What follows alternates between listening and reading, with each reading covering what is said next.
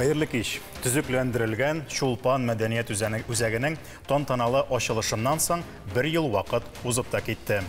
Бу ел эчендә Казан шәһәр филармониясе тамашачыларны нинди проектлар, нинди чаралар, нинди яңалыклар белән сөендерде. Артистлар өчен өстәмә нинди мөмкинлекләр ачылды. Мәдәни үзәкләребез төзек, яңартылган, яхшы җиһазландырылган. Аның каравы яхшы диварлар эчендә мәдәни тормыш гөрлиме? Балалар иҗаты өчен урын табыламы? Артистлар зорланмыймы? Бу һәм башка сорауларны Казан шәһәр филармониясе иҗат төркеме белән уртага салып сөйләшергә булдык.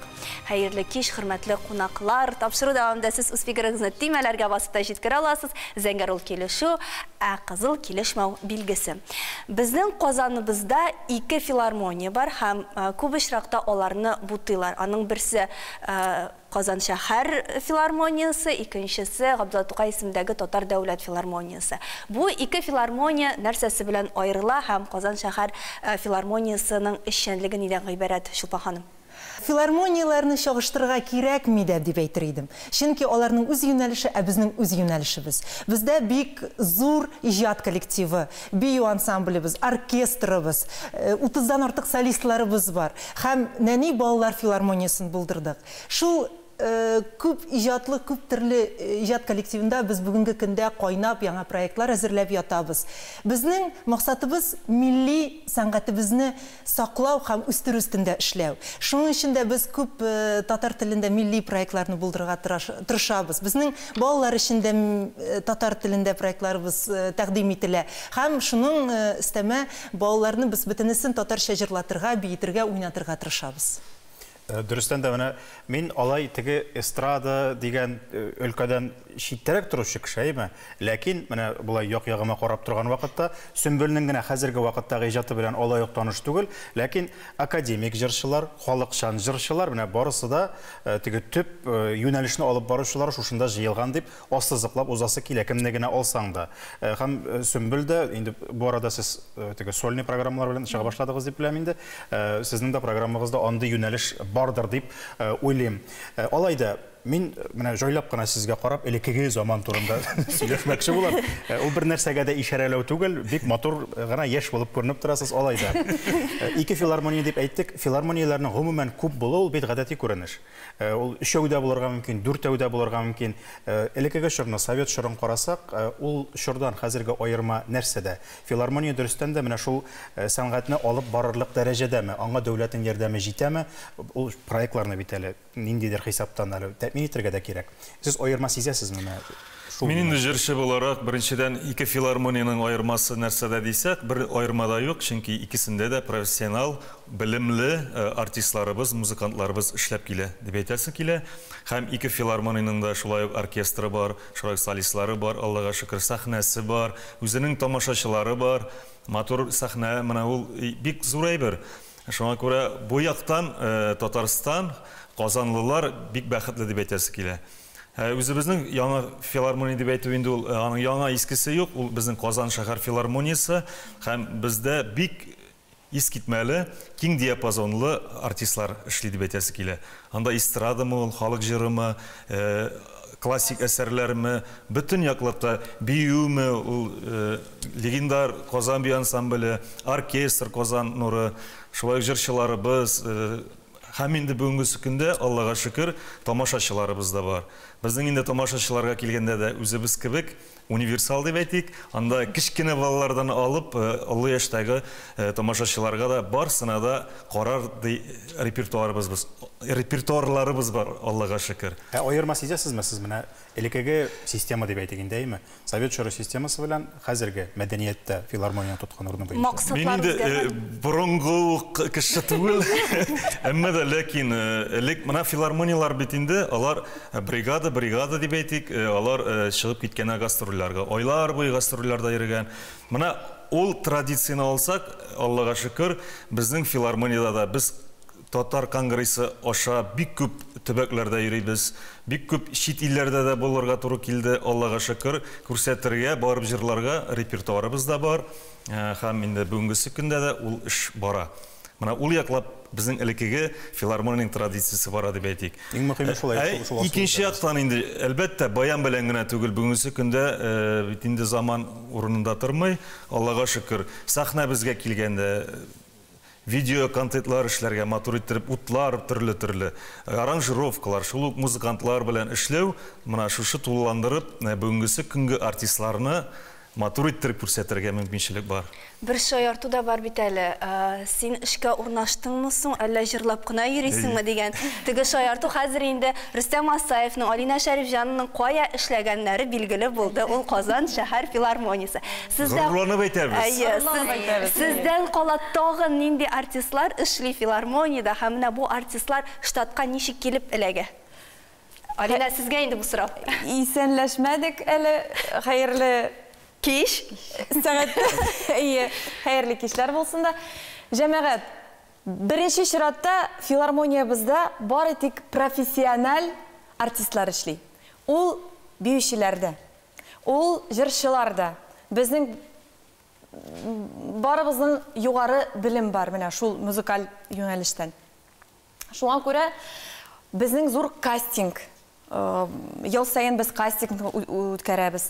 Чөнки барыбер яңа дулкын, яңа сулыш безгә дә кирәк. Без менә әле ачылган яңа балалар филармониясе ни өчен ачылган? Чөнки безгә теге яңа кадрлар кирәк, яңа теге үсешләр, ул үсеш дә булсын. Һәм исемнәргә килгәндә кемнәр менә сездән кала тагын кемнәрне күреп була? Ул кеше дә филармониядә икән дип әйтәм. Без филармония гына түгел, без сез аңлагыз, без бер зур тату гаилә кебек яшибез. Мәсәлән, безнең Резида апа Шарафиева, Рөстәм Закиров, аны халык бик яратып тыңлый. Без Әмир Әхмәдиев, Зәнидинова, Зиләлә Төркеме, бик күп җырчылар, бик күп безнең талантлы артистлар, чөнки без җырчылар гына түгел. Без менә сәхнәгә чыгып, менә хәзер театраль ягыннан үзебезне ничектер үстерәбез. Чөнки безнең зур постановкалар бар сәхнәбездә. Мәсәлән, ул танылган безнең Сәлик Сәйдәшев язылган менә шул Зәңгәр шәл постановкасы. Искиткеч матур. Шундый декорациялар, биюләр, бик матур җырлаган партияләр, барысы да бик профессиональ дәрәҗәдә куелган. Бер генә сорау, менә ул менә шундый зур театральләштерелгән сәхнәләр, алар менә шушы соңгы елларда, шушы Чулпан мәдәният үзәге белән бәйле рәвештә килеп чыккан әйберләр. Моңа кадәр ни өчен мөмкин түгел иде аларны эшләү? Чөнки безнең әле беренче чиратта безнең зал юк иде. Ул сәхнә, ул бит база. Сез ул теге үз йортына кебек өенә кебек кайтасың, үз грим бүлмәсенә керәсең, ул синең икенче өй. Менә кайтың, всё, менә хәзер чыктың син сәхнәгә, ул синең. Алина, менә шуннан да бер ел узып китте сезнең яңа бинага. Менә бу яңа бина артистлар өчен, шул биючеләр өчен нинди мөмкинлекләр ачты? Менә Силенәдән сорыйга әле, нинди мөмкинлекләр ачты, нинди мөмкинлекләр бирде? Мен үземә килгәндә әйтәс килә, мин инде 11 ел шәһәр филармониясында эшләп киләм. Бик сөенәм, чөнки Алина әйтеп китте, безнең коллективыбыз бик дус. Мөмкинлекләр бик зур. Эшләгән кешегә, җырлыйм дигән кешегә, театр уйнаган кешегә, бигән кешегә, тырыш кешегә безгә һәр вакытта җитәкчеләребез канат үстереп торалар. Эшлисең икән, эшләргә генә, һәм инде репертуар өстендә, әлбәттә, безнең оркестрыбызга җырлыйбызмы, баянчыларыбыз бар, баянга җырлыйбызмы. Һәм инде үземә килгәндә, менә бу ел гына 2 концерт бирдем, сольный концерт име. Үземне бүтән яктан ачтым. Актер Миндә актерлык сәләте дә бар икән. Шуңа күрә әле сөйләшеп алырбыз. Туктамый гөрли дип әйтәбез бит инде. Шуннан да без аны үз күзебез белән күрәбез. Проектларыгыз да бехисап. Нинди проектларны аеруча менә бүген искә аласы кирәк? Кайсылар уңышлы дип саныйсыз, Сөмбел?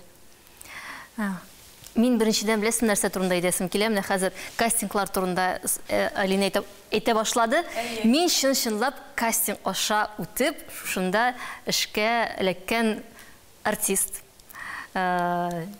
сәхнәгә чыгып җырладым, сөйләдем, бийдем. Чулпан Ринатовнан да бик күп анда жюри әгъзалары утырдылар, карадылар һәм инде ул елны катнашучылар да бик күп иде. Монда эшкә керергә теләүчеләр бик күп иде. Хәтта мин алай булыр дип уйламаган да идем. Артистлар да әз түгел бит. Теләүчеләр дә шуңа күрә бик күп. Сөйләп алу мөмкинлеге булу, әлбәттә, ул уңай һәм бу сыйфатка яхшы тәэсир итә. Ләкин минем бер плюс булды. Мин инде җырчы гына түгел, мин алып баручы да буларак монда эшкә кердем. Һәм бүгенге көндә җырчы, алып баручы һәм Нәсрине дә әйтә башлады, актер да. Чыннан да безнең филармония оештырган барлык, күпчелек проектларында катнашам дип әйтәсем килә, һәм инде минем аеруча балалар проектлары турында әйтәсем килә. Менә балалар проектлары турында без рекламадан соң сөйләшербез. Бездән аерылмагыз.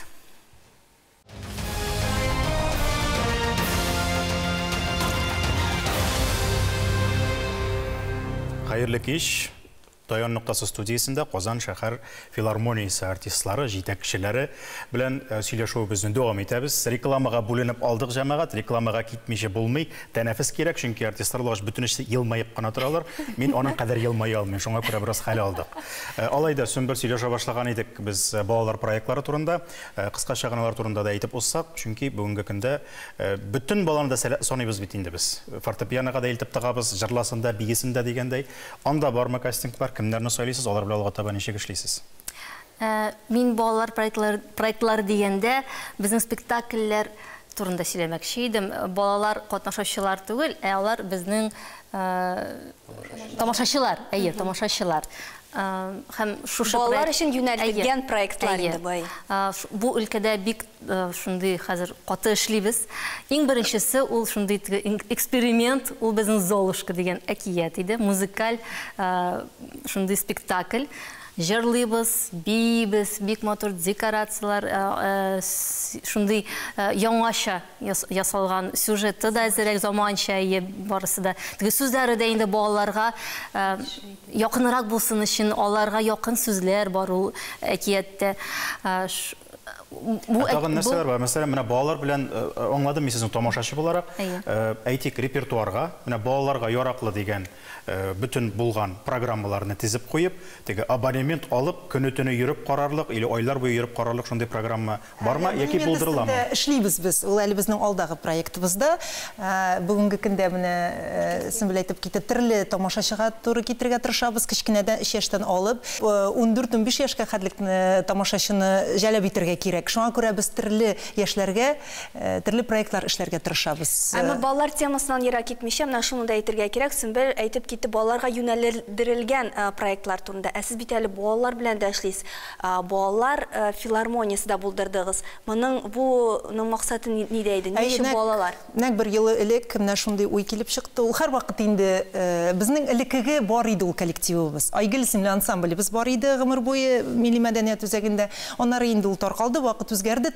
Җитәкче табып булмый иде. Менә үзебездә эшли торган Гөлназ Гафурова дигән җырчыга тәкъдим итеп карадым. Ул бик кызыксынып бу эшкә алынды да, һәм бер ел дәверендә шундый матур иттереп 30 бала җыйды. Алар инде хәзер клипларда, Шаян ТВ-да да алар безнең иң күренке алдагы рәтләрдә. Һәм иң максат иде балаларны татарча җырлатырга, халык җырларын җырлатырга, менә милли юнәлеш алып барга, матур милли костюмнардан килеп чыксыннар иде. Biz инде шуның истәмә балалар инструменталь ансамблен булдырырга тырыштык. Анда да безнең шактый бер 15ләп балабыз җырлый, төрле уен коралларында уйныйлар, курай да бар, гармончылар да бар. Шул бөтенесе күмәк бик матур коллектив килеп чыкты. Бүгенге көндә алар төрле чараларда катнашалар, клипларын да төшерделәр. Һәм икенче юнәлеш әлбәттә инде еллар буе эшләп килгән Казан бию ансамбле алдында бию балалар студиясе бар. Анда инде безнең 300дән артык балалар катнаша. Бөтенесе хәзерге моментта Чулпан мәдәният үзәгендә шөгыльләнәләр. Һәм барысы бергә балалар филармониясе дип атала. Элек алар ялгышмасам мәктәпләр, гимназиялар кысаларында шөгыльләнә иде. Андый филиаллар хәзер юк димәк. Алар да хәзер калды. Берничә мәктәптә безнең филиалларыбыз бар, әмма да ләкин Чулпанга без инде иң-иңнәрен генә сайлап алып, кем инде үсә төшә, кем инде бары тик безнең ансамбльгә, филармониягә тугры балаларны шунда Чулпанга җыярга тырышабыз. Кастинг монда да бар һәм бу Әлбәттә, кастинг һәрбер шәһәрдә. Иң кызыклыгы, менә җырчылар гына түгел, музыкантлар гына түгел, биюче балалар кичкенәдән алып безнең спектакльдә бергә катнашабыз. Менә инде 1 ел, 2 ел эчендә алар инде үсеп, инде икенче составка үзгәрделәр. Алар үсеп битеп чыгып китәләр. Калганнар менә шушы безнең белән бер рәттә сәхнәдә бию генә түгел, менә уеннарга да алар. Менә шунысы да бик кызыклы һәм кирәкле дип әйтәсе килә. Профессионал артистларга карап, мөкибән китеп, аларның осталыгына хуш китеп, үсәләр, шуларга ышарга тырышып. Без аларга карап үсәбез, алар безгә карап. Әмиргә дә сүз бирегәле каршы җәмәгать. Әмиргә үзем сүз бирәсе. Әмир әлегә дәшми торыгыз, тавыш аппаратын көйләгез дип әйтәсе килә. Монда профессионаллар дигәндә минем күптән әйтәсе килгән бер сүз бар. Менә форсаттан файдаланып, хөрмәтле тамашачыларга мөрәҗәгать итәсе килә. Профессиональ башкару дигән вакытта изләп табып тыңлап карагыз әле. 1 елны булган Алина Шәрипҗанованың фестивальдә, Үзгәреш җиле фестивалендә башкарган Гүлҗамал дигән җырын, бернинди музыкасыз акапелла башкарылган җыр бу. Менә бу профессиональлекнең бөтенләй башка дәрәҗәсе. Менә күзегезгә карап әйтәм шушы урында, без теге таныш кешеләр түгел гомумән. Хәзер инде таныш. Хәзер таныш. Теге башта ияр идем, менә бу тимәм ычкыныр дип куркам, шуңа күрә сүзләрдә генә әйтеп узам. Профессиональлек дигәннән шулай ук менә тавыш ягыннан һәм инде шундый зур мөһим чараларда күренә торган шәхес Әмир әфәнде. Менә шуны хәтле мактаганнан соң дип теге мотор гына әйтеп куйдыгыз. Үзегезнең тавышыгызны мөмкинлекләрен күрсәтсәгез иде менә. Исәнмесез, хөрмәтле алып баручылар? Исәнмесез, хөрмәтле ТНВ телеканалын караучылар? Сездә кунакта булуыгызга чиксез шатбыз. Менә хәзер таный башладык Әмир сезне. Булай сәхнәдә генә күрә идек. Менә сәхнә дигәндән, сез сәхнәдә ничә яшьтән һәм хәзерге вакытта нәрсәләр белән шөгыльләнәсез? Мин шуны әйтәсем килә, мин сәхнәдә 14 яшьтән, аңа хәтле спорт белән шөгыльләнә идем, әмма ләкин үз вакытында менә сәхнәгә булган мәхәббәтем уянды, аннан башланды. Инде филармония кысаларында мин 7нче ел эшлим. Нәкъ менә коллегаларым белән кастинг аша кирдем. Шулай ук жюри әгъзалары карап, тыңлап эшкә алдылар. Аларга бик тә рәхмәтлемен. Сез нинди проектлар өчен җаваплы? Менә Чулпан Ринатовны йөзенә карап, берәр проект булмас икән. Бик күп проектлар өчен теге җаваплы түгел мин. Мин бик күп проектларда катнашам. Шундый мөмкинчелек биргәннәре өчен җитәкчеләргә бик зур рәхмәт. Чыннан да алар бик күп. Эстрада концертларын алсак, академ концерт безнең, менә эстрада отделениесе, эстрадный концертлар безнең яратылган җырлар җырлыйбыз тамашачы өчен. Аерым бер юнәлеш ул безнең академ. Безнең бөек шәхесләрне алып, бөек композиторларыбызны алып, аларга багышланган аерым концертлар үткәрәбез. Безнең бик яхшы оркестр менә әйттеләр, музыкантлар, аккомпаниаторлар. Менә аларның җырларын җырлыйбыз. Аерым юнәлеш музыкаль, хәзер инде менә музыка театрын булдырырга тырышабыз. Чыннан да үзегез дә килегез, карагыз. Безнең спектакльләр, алар теге драм театрдагы шикелле гел сөйләп түгел, бик күп музыка анда, бик күп җырлар. Шул юнәлештә менә эшлибез. Һәм бу аерым осталык та таләп итә, дөрестән дә. Бездән аны таләп итәләр. Сез аңладым кемгә каш сикерткәнегезне.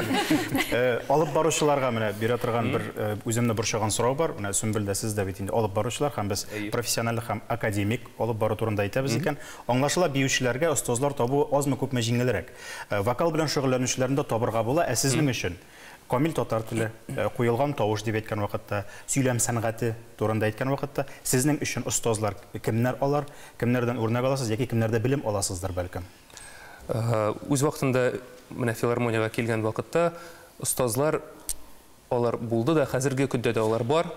Менә безнең бик күп еллар эшләде безнең Гүзәл Мустафина, менә безнең республика дәүләт филармониясына күп еллар сүз остасы буларак эшләде ул. Аннары бездә бик күп еллар эшләде, алып барды, безне өйрәтте, сценарийлар язды. Халиса Исмагыйлова бик күп еллар эшләде. Мине күп кыйнады ул сүз уңай. Мактап та, кычкырып та өйрәтте безне. Без менә шушы шәхесләргә бик шиксез рәхмәтлебез, өйрәттеләр. Бүген көндә дә менә коллегалар белән бергә бер урында торырга тырышмыйбыз. Барыбер татар телендә камилләштерү өлкәсендә эшлибез. Һәм бу күренәде, чыннан да. Сөйләшәбез, алып барабыз. Яңа ел темасына да кірмешә уза алмыйбыз. Менә яңа ел якынлаша, һәм инде яңа ел алдыннан сезнең һәр вакытта берәр кызыклы программа була. Бу ел нинди кызыклы программа әзерләнде? Әмир турында бер сүз генә әйтим. Аның йолдызлы ролен әйтимме быел менә яңа ел алдыннан. Сез аны күрә алачаксыз. Бездә Аладдин дигән әкият куела. Кыяфәт килгән аның. Киләсе атнада инде. Нинди рольдә дип уйлыйсыз, Әмир? Бәлки Аладдин ролендә? Менә шулай түгел. Нинди роль тагын кемне беләсез? Әмир миңа мөрәҗәгать итә бит шулай. Килеш белемнәр инде. Җәмәгать иң мөһиме Жасмин булмасын. Алларына без риза. Менә безнең Әмир шундый күренеп торыштан да алып бару манерасында шундый положительный герой шикеллерәк күренә иде. Ул безнең һәрвакыт принцларны уйный гадәттәгечә. Менә быел Әмир миңа шундый сорау белән мөрәҗәгать итте. Чулпан Ринатовна, зинһар миңа менә шундый бер тигезлегенә принц ролен тоттырмагыз әле зинһар дигән иде. Ярый әйтәм, бик әйбәт Әмир, алайса Җафар булырсың дидем. Нәкъ аның характерына бәлкем туры килми торгандыр, ләкин ул үзенең актерлык осталыгы өстендә бик катлаулы эшли. Әмир бик җитди артист, ул мин аның белән эшләү бик рәхәт. Шуңа күрә аның роль өстендә эшләвен күрсәгез, мин шәхсән үзем бүген прогон алып барганда рәхәтләнеп тәгәрәп килдем аның уенына. Безнең дә карысы килеп китте инде хәзер. Димәк, балалар өчен Аладдин музыкаль спектакль. Музыкаль әкият. Олылар өчен нәрсә бар? Олар безгә килеп әкиятләр карап, алар күбрәк ләззәт алып кайтып киткән. Шуннан да шул.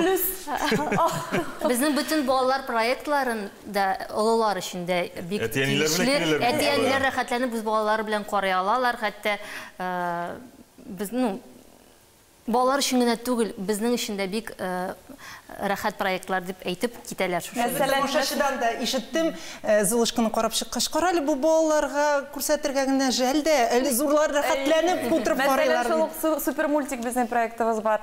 Анда теге төрле танылган җырлар шул мультиклардан. Совет замандагы да, заманча да, бар зал инде җырлап утыра. Әниләр, әтиләр дә bütün шул мультикларын ныграк беләләр. Алар поэтаны килгәндә олырак булуны өчен без әлбәттә менә Зәңгәршәл турында әйтеп киттек. Әле генә премьерабыз чыкты. Кәрим Тинчуринның атаклы Зәңгәршәле, киләсе елда мин Йосыф Зөләйха әсәренә тотынам. Алла бирсә, әлеге моментта либреттоларны әзерләп ятам Кылгали әсәре буенча.